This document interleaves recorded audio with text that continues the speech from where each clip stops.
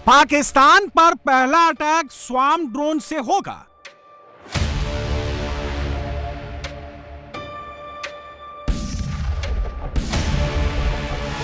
मुनीर की सेना पर दूसरा अटैक नाग मिसाइल से होगा।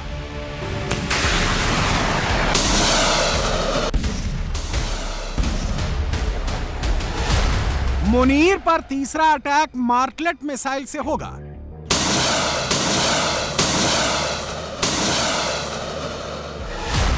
भारत का चौथा अटैक एडवांस लाइटवेट टॉर्पीडो से होगा।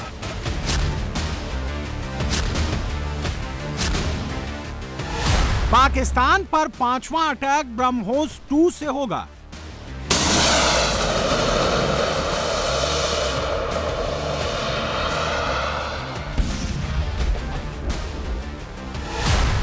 पाकिस्तान पर छठा अटैक आईएनएस विक्रांत से होगा।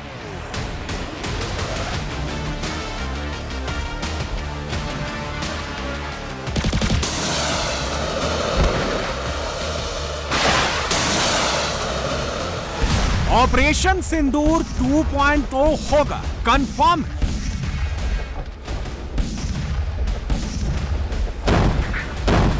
भारत पीओके लेकर रहेगा, कंफर्म है। हाफिज नहीं बचेगा, मुनीर छिप नहीं सकेगा, यह भी कंफर्म है। यह कोई ख्याली पुलाव नहीं है, यह सब बहुत जल्द होगा। इसकी टाइमलाइन तैयार हो गई है। पाकिस्तान में कमेंट्री भी शुरू हो गई है।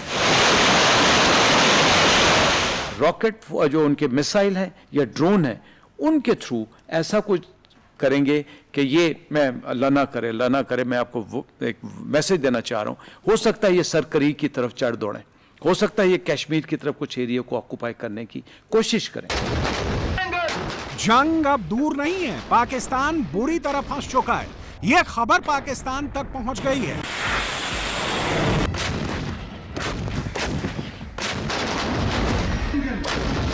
हाल ही में दोबारा से पाक भारत कशीदगी मजीद जोर पकड़ती दिखाई दे रही है और ऑपरेशन संदूर 2.0 के नाम से दोबारा से भारत पाकिस्तान की तरफ मैली आंख से देख रहा है। इस वक्त पाकिस्तान के खिलाफ 2 महाज फुल फ्लेज तरीके से खोले जा चुके हैं और अगर किसी को लगता है कि पाकिस्तान के खिलाफ 2 फ्रंट वॉर अभी मुसल्लत होनी है तो ये उसकी खाम ख्याली है, क्योंकि पाकिस्तान के खिलाफ 2 फ्रंट वॉर का आगाज हो चुका है।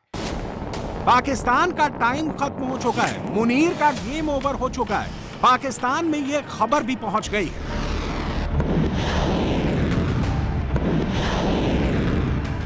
ये एग्जैक्टली सब कुछ स्क्रिप्ट के मुताबिक और एक टाइमलाइन के मुताबिक हो रहा है towards a 2 front war on Pakistan. ये कन्विंस एंड क्लियर है कि अगर अब की बार कुछ हुआ तो वो फिर वो जंग बंदी या सीज फायर की तरफ नहीं जाएगा। भारत नाग मिसाइल यूज करेगा तो क्या होगा? स्वार्म ड्रोन से अटैक करेगा तो कितनी तबाही होगी? आईएनएस विक्रांत से मिसाइल लॉन्च होगी तो मुनीर का कौन सा पोर्ट उड़ेगा? पाकिस्तान पर पहला हमला स्वार्म ड्रोन से ही क्यों होगा? नाग मिसाइल दूसरे नंबर पर ही क्यों जाएगी? हर अटैक सिस्टमैटिक तरीके से होगा, ऐसा क्यों है? यह सब मोदी की तैयारी से आपको समझ आ जाएगा। पाकिस्तान पर अटैक से पहले मोदी सबसे बड़ी ड्रोन फौज तैयार कर रहे हैं। भारत की ये ड्रोन आर्मी पहले पाकिस्तान में घुसेगी, फिर तबाही मचा देगी। इंडियन एयरफोर्स ने 800 स्वार्म ड्रोन का आरएफपी यानी रिक्वेस्ट फॉर प्रपोजल जारी कर दिया है। अगले कुछ महीने में ये ड्रोन आर्मी इंडियन एयरफोर्स को मिलना शुरू हो जाएगी। स्वार्म ड्रोन झुंड में जाकर अटैक करते हैं, एक साथ सैकड़ों ड्रोन जब दुश्मन की ओर बढ़ते हैं तो रडार का इन्हें ट्रैक कर मार गिराना बहुत मुश्किल हो जाता है। इंडियन एयरफोर्स की ये ड्रोन आर्मी इतनी ताकतवर होगी कि एक ही झटके में पाकिस्तान में भारी तबाही मचा देगी। मुनीर जब तक संभलेगा तब तक उसके आधे हथियार कबाड़ बना देगी।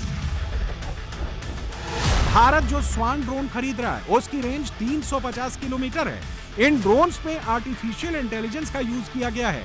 ये ड्रोन एआई का यूज कर टारगेट सेट करते हैं और दुश्मन के रेडार को चकमा देकर उसकी सीमा में घुस जाते हैं। इसका use radar system, missile defence system, airbase पर खड़े फाइटर जेट्स को तबाह करने के लिए किया जाता है। इंडिया की ये नई ड्रोन आर्मी एक ही झटके में मुनीर का कबाड़ डिफेंस सिस्टम उड़ा देगी। एयरफोर्स के बॉर्डर पार जाए बिना ही ये ड्रोन पाकिस्तान का रेडार खत्म कर देंगे, फाइटर जेट को मलबा बना देंगे। स्वान ड्रोन से अटैक के बाद मुनीर की फौज पर दूसरा प्रहार नाग मिसाइल से होगा। 4 दिन पहले ही मोदी सरकार ने 79,000 करोड़ के हथियार खरीद को मंजूरी दी है। इंडियन आर्मी के लिए नाग MK2 anti tank guided missile खरीदी जा रही है। तीसरी पीढ़ी की यह missile fire and forget format पर काम करती है। इसकी गिनती सबसे ताकतवर एंटी टैंक मिसाइल में होती है। पहले स्वान ड्रोन से पाकिस्तान का रेडार उड़ेगा, मुनीर का डिफेंस सिस्टम तबाह होगा। इसके बाद नाग मिसाइल से पाकिस्तान की जमीन पर खड़े टैंक्स मिट्टी में मिल जाएंगे और यह पूरा काम कुछ ही मिनट्स में हो जाएगा। पाकिस्तान पर हमला होगा, ताबड़तोड़ होगा, इस स्केल पर होगा कि मुनीर को सोचने का मौका तक नहीं मिलेगा।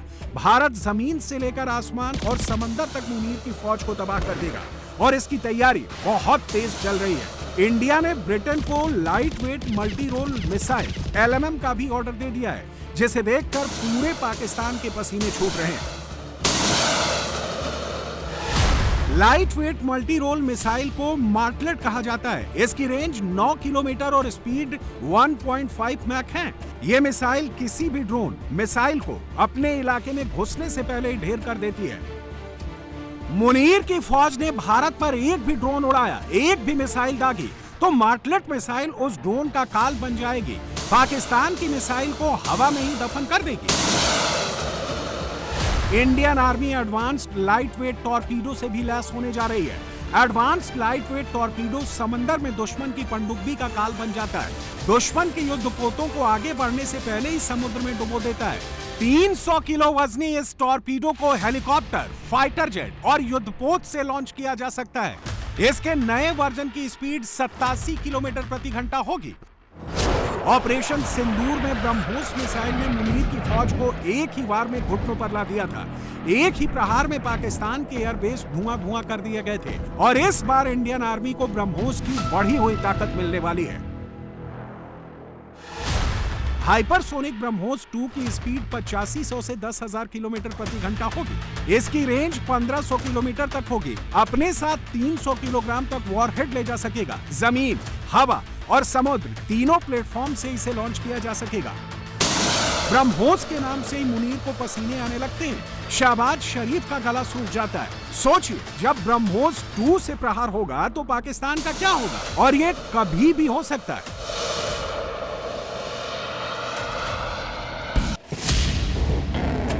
ब्रह्मोस 2 की जद में पूरा पाकिस्तान है। इतनी स्पीड है कि बटन दबने के 4 मिनट में ब्रह्मोस अमृतसर से इस्लामाबाद पहुंच जाएगी, तबाही मचा देगी। राजस्थान या गुजरात से इसे लॉन्च किया जाएगा तो यह कराची, लाहौर, इस्लामाबाद, रावलपिंडी को धुआं-धुआं कर देगी। पाकिस्तान की हर न्यूक्लियर साइट को देखते ही देखते उड़ा देगी।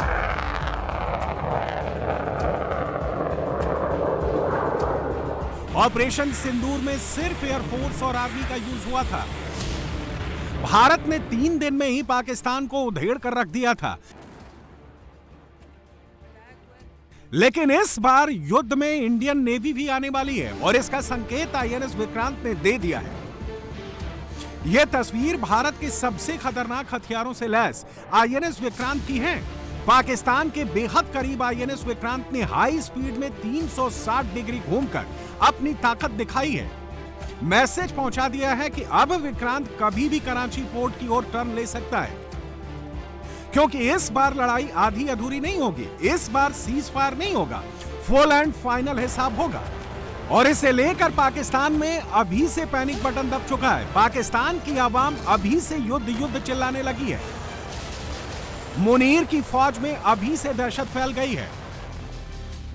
इस वक्त पाकिस्तान के खिलाफ 2 महाज फुल फ्लेज तरीके से खोले जा चुके हैं और अगर किसी को लगता है कि पाकिस्तान के खिलाफ 2 फ्रंट वॉर अभी मुसल्लत होनी है तो ये उसकी खाम ख्याली है, क्योंकि पाकिस्तान के खिलाफ 2 फ्रंट वॉर का आगाज हो चुका है।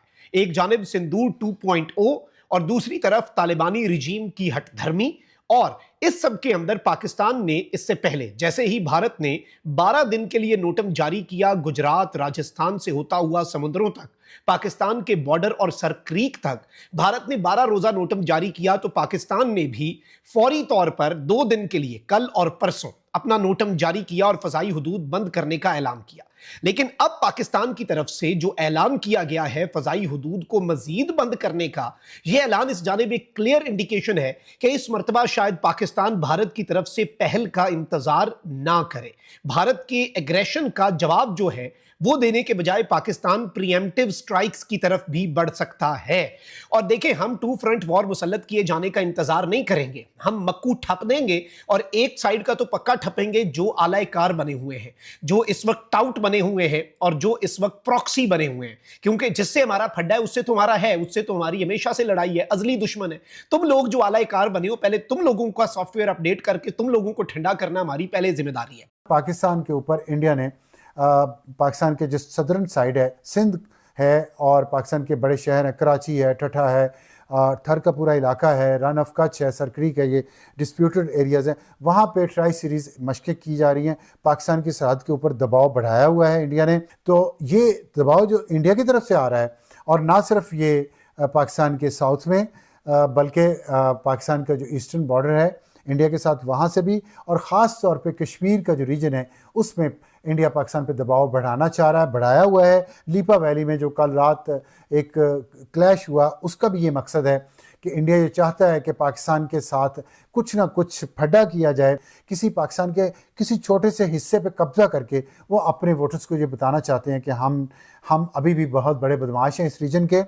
और मैं बताता हूँ आपको कि पाकिस्तान इसका क्या जवाब दे रहा है। तो हम बहुत बड़े बदमाश हैं और हम पाकिस्तान को देखिए, हमने बदला भी लिया और हमारी बदमाशी भी इस रीजन में कायम है। अब पाकिस्तान ने लेटेस्ट जो कल रात किया है, वो पाकिस्तान ने अपनी नॉर्दर्न एयर कमांड बंद करने के लिए, उसके लिए भी नोटिस जारी कर दिया है। एयरलाइंस को वो फ़िज़ाई हदूद भी पाकिस्तान ने बंद भी कर दी है और उसको एक्सटेंड कर लिया। पहले 2 दिन के लिए बंद किया था, अब पाकिस्तान ने मज़ीद उसमें 2 दिन का इजाफा कर दिया है, ताकि इंडिया अगर कोई भी शरारत करने की कोशिश करता है अपनी एयरफोर्स के ज़रिए इन मुश्किल दिनों में, जो मैं कल अपने व्लॉग में बता चुका हूँ कि नवंबर 10 तक किसी वक्त भी जंग हो सकती है पाकिस्तान और इंडिया के दरमियान। ऑपरेशन सिंदूर के बाद पाकिस्तान की हालत बहुत खराब है। मुनीर की फौज में कितना दम है, तालिबान से छोटी सी जंग में दिख चुका है। पाकिस्तानी फौजियों की उतरी हुई पतलूनों की तस्वीरें पूरी दुनिया देख चुकी है, लेकिन मुनीर ने अवाम पर जंग का नशा चढ़ा दिया है। टीवी पर अभी से जंग की डेट का ऐलान भी होने लगा है। पाकिस्तानी कह रहे हैं कि बस गोले दागे जाने बाकी है, मिसाइल लॉन्च होनी बाकी है। पाकिस्तान का पैनिक नंबर 2 देखिए। नाज़रीन, जख्म खुर्दा, शिकस्त खुर्दा रिवायती हरीफ भारत एक बार फिर से बौखलाहट का शिकार हो चुका है। ना सिर्फ उनका वजीर आजम नरेंद्र मोदी, बल्कि उनका आर्मी चीफ, एयर चीफ, ये तमाम लोग बौखलाहट का शिकार हैं। हाल ही में दोबारा से पाक भारत कशीदगी मजीद जोर पकड़ती दिखाई दे रही है और ऑपरेशन संदूर 2.0 के नाम से दोबारा से भारत पाकिस्तान की तरफ मैली आंख से देख रहा है। ऑपरेशन सिंदूर में पाकिस्तान ने फतेह मिसाइल दागी थी, लेकिन वो हवा में ही कबाड़ हो गई। मुनीर की फौज ने चाइनीज PL-15 दागी थी, लेकिन वो भी टारगेट पर पहुंचने से पहले ही ढेर हो गई। और जब से पाकिस्तानी आवाम को पता लगा है कि जंग होने वाली है, उसी दिन से पाकिस्तानी टीवी पर डिबेट शुरू हो गई है। पाकिस्तानी खुद बताने लगे हैं कि पहला हमला कहां होगा, किससे होगा। मुनीर के मुल्क में चारों ओर अक्टूबर का फियर दिख रहा है। हर पाकिस्तानी भारत के हमले का ही जिक्र कर रहा है। मुनीर अभी तक यही सोच रहा है कि पहला हमला कहां से होगा, दूसरा प्रहार किस जगह से होगा, तीसरा अटैक कहां तबाही मचाएगा।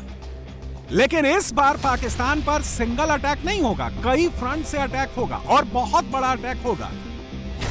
पाकिस्तान में पहला बैटल जोन तालिबान के साथ रेडी होगा। पाकिस्तान में दूसरा बैटल जोन बलूचिस्तान में बलोचों के साथ होगा। पाकिस्तान में तीसरा बैटल जोन खैबर पख्तूनख्वा में पश्तूनों के साथ होगा। पाकिस्तान में चौथा बैटल जोन POK में भारत के साथ होगा। मुनीर अभी तक यही सोच रहा था कि पहला अटैक कहां होगा, दूसरा प्रहार कहां होगा, तीसरा वार कहां तबाही मचाएगा, क्योंकि तालिबान ने तो क्लियर कर ही दिया है कि अब बात नहीं, जंग होगी। सिक्योरिटी जराये के मुताबिक पाकिस्तानी वफ्द का कहना था कि नजर आ रहा है कि तालिबान किसी और के एजेंडे पर चल रहे हैं। ये मैं नहीं कह रहा, ये पाकिस्तान की मीडिया आउटलेट दुनिया न्यूज की वेबसाइट के अंदर खबर मौजूद है, सिक्योरिटी जराये के हवाले से मौजूद है। सिक्योरिटी जराये पाकिस्तान के उस वफ्द को कोट करके ये खबर दे रही है जो इस्तांबुल में अफगान हुकाम के साथ निगोशिएट कर रहा है। कह रहे हैं कि सिक्योरिटी जराये के मुताबिक पाकिस्तानी वफ्द का कहना था कि नजर आ रहा है तालिबान किसी और के एजेंडे पर चल रहे हैं। वो किसका एजेंडा है?